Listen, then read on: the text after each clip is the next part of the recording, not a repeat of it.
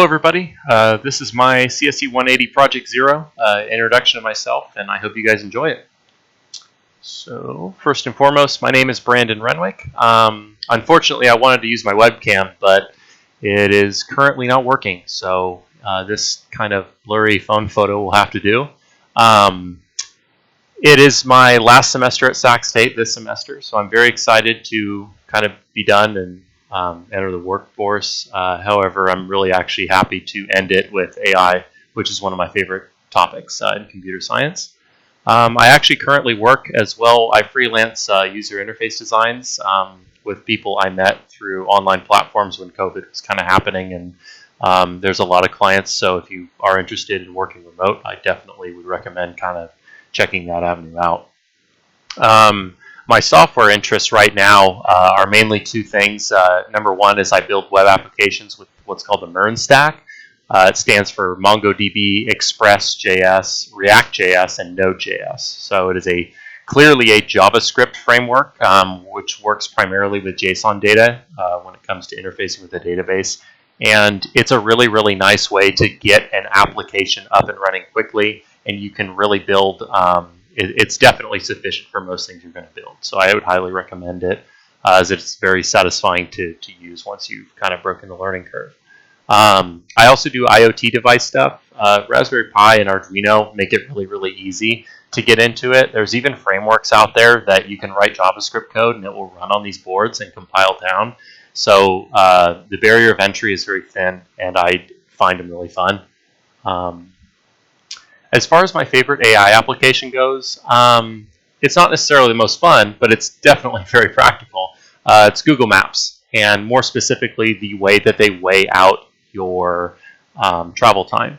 So I'm sure a lot of you from CSC 130 are familiar with graphs and weights, and the first example we really hear about is, oh, well, it's done in navigation apps. Well, machine learning is a big part of Google Maps, as the more users that Google Maps has, the more data they have, and therefore the more accurate that their models are going to be.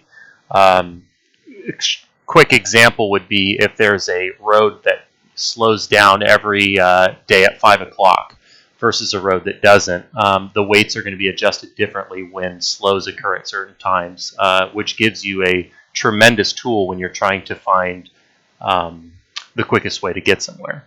And it's kind of like down here, I pretty much have like a really, really bare bones algorithm. It's kind of hard to tell what they do because it's closed source, but they'll take their historical models and then they'll pin it up to the current models from the users and then scale them accordingly to create their prediction.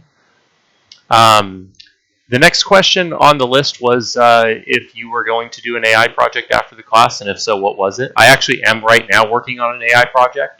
I'm using what's called a Dexcom CGM, which is a continuous glucose monitor, and that basically measures your blood sugar. It's an implant you put in your skin, and it measures blood sugar about every 30 seconds to create kind of a histogram for diabetics, both type 2 insulin dependent and type 1. And so if you know anything about diabetes, and especially insulin dependent diabetes, you know that it is a very tough endeavor, even with the technologies that we have, to get your blood sugar at normal levels and maintain that. You will eat your food, digest it, and then you have to synthetically take insulin proportional to what you just ate. And that can be a very big battle. So the application I'm making would aim to kind of solve this. It would learn your body specifically instead of relying on data that doesn't necessarily apply to you, and it would give you a better prediction of where your blood sugar is going to go and what you should do in accordance. Because right now, all you really get is current time, and as far as rate of how far your blood sugar is climbing or falling, they just use a simple derivative algorithm, and it's pretty basic compared to what medical tech has to offer now. So that's something to kind of keep in the holster. A fun fact, I'm not really interesting, so my fun fact is just kind of, it's kind of boring. But I've actually picked up a new hobby recently, given COVID-19 lockdown, and that is hiking. It's something I never really got into until I was forced to be indoors. but I would definitely recommend going out and doing it. Not necessarily on parks trails because they're going to be closed, but on kind of local public trails. I go to the Sierra College one a lot, and nobody's on these trails, so you don't have to worry about things like that.